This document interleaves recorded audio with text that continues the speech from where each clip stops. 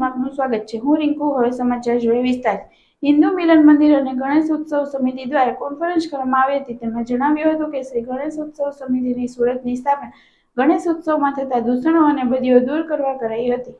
સુરત શહેર ગણેશ ઉત્સવ સમિતિ દ્વારા જણાવવામાં આવ્યું હતું કે હિન્દુસ્તાનની આઝાદી પહેલા હિન્દુ સમાજમાં જાગૃતિ અને એકતા માટે પરમ પૂજ્ય લોકમાન્ય તિલકજીએ શ્રી ગણેશ મહોત્સવ પ્રારંભ કરાવ્યો હતો। ત્યારે તિલકજીના આહવાન બાદ સુરતમાં પહેલા ગોપીપુરા ખાતે ભારત સેવા સંઘ એટલે કે હિન્દુ મિલન મંદિર ખાતે વર્ષ 1642માં સુરત શહેરની સૌથી પહેલી ભગવાન શ્રી ગણેશની મૂર્તિની સાર્વજનિક રીતે સ્થાપના કરવામાં આવી હતી। ધીરે ધીરે સુરતના અલગ અલગ વિસ્તારમાં સાર્વજનિક શ્રી ગણેશ ભગવાનની સ્થાપનાની શરૂઆત થઈ હતી। વક્રતુંડ મહાકાય સૂર્યકોટિ સમપ્રભ નિર્વિઘ્નમ કુરુ દેવ સર્વકાર્યેષુ।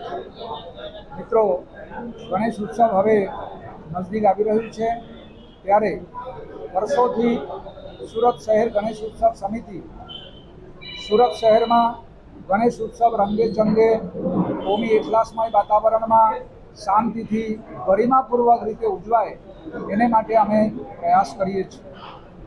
વર્તમાન થોડાક દિવસ પહેલાં અમને જે કોઈ ખબર મળ્યું કે બીજી કોઈ સંસ્થા, બીજી કોઈ મંચની રચના કરવામાં આવ્યું અને એમાં જે કેટલી માંગણી કરવામાં આવી છે જે બિલકુલ એમાં સહમત થઈ શકાય એવું નથી।